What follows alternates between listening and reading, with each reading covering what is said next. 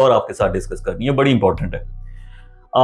6 اور 7 کی رات کو جب انڈیا نے پاکستان پر حملہ کیا تھا تو سچویشن بڑی خراب ہو گئی تھی. اگلے دن یہ ایکسپیکٹڈ تھا کہ شاید جو ہے نا پریشر کی وجہ سے اے پی سی بلائی جائے. اے پی سی مطلب آل پارٹیز کانفرنس.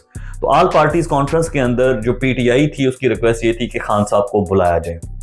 اب اس ساری سچویشن کے اندر جب ساری چیزیں ڈسکس ہو رہی تھی تو ہماری فوج جو ہے اسٹیبلشمنٹ اس بات پہ کنونس ہو گئی تھی کہ خان صاحب کو اے پی سی کے اندر لازمی بلا لینا چاہیے. بائی کل یہ ایک گڈ جیسچر ہے, ایک یونٹی نظر آئے گی. فوج بھی ایگری تھی, شہباز شریف نے بھی حامی بھالی تھی, رانا ثناء اللہ واز ایگریڈ. اور انفیکٹ میں آپ کو ایک اور چیز بتاتا چلوں کہ رانا ثناء اللہ نے بہت ساری سٹیٹمنٹس پچھلے 2 ہفتوں میں دی ہیں جس میں وہ یہ کہہ رہے ہیں کہ ان کو اے پی سی میں بلانے میں کوئی حرج نہیں. اور یہ انیشیٹو میں کہتا ہوں کہ آپ کو پتہ ہونا چاہیے کہ رانا ثناء اللہ کا تھا کہ اے پی سی میں خان صاحب کو بلایا جائے. تو فوج ایگری تھی, شہباز شریف ایگری تھا, رانا ثناء اللہ ایگری تھا. مریم نواز اس پوائنٹ کے اوپر خاموش رہی ہیں, نہ انہوں نے نہ کی نہ انہوں نے ہاں کی. ایک بندہ تھا جس نے مخالفت کی, وہ تھا آپ کا میرا چہیتا میاں محمد Nawaz Sharif. He told no need. یعنی کہ بغض اور نفرت میں اتنا بڑھ گیا تھا کہ ایک کہہ لو کہ نیشنل کاز کے اندر بھی اس نے پالیٹکس کھیلی.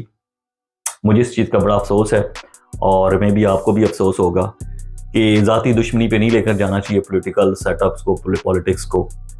جو میاں نواز شریف نے حرکت کی ہے اس کے اوپر میاں نواز شریف نے بولا کہ no that we will handle it, کہ ہم اس کو سنبھال لیں گے.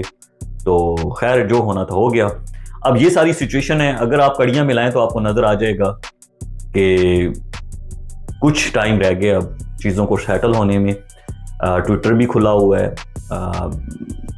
اس طرح سے جو پبلک ہے یا یوتھ ہے اس طرح سے فوج کے خلاف باتیں بھی نہیں کر رہی. خان صاحب کا کیس بھی لگ گیا ہے. عباد فروق جو ہے وہ جیل سے باہر آ گیا ہے. ڈاکٹر یاسمین راشد کی رہائی ہونے والی اگلے کچھ دنوں میں. تو آگے دیکھتے ہیں کیا ہوتا ہے.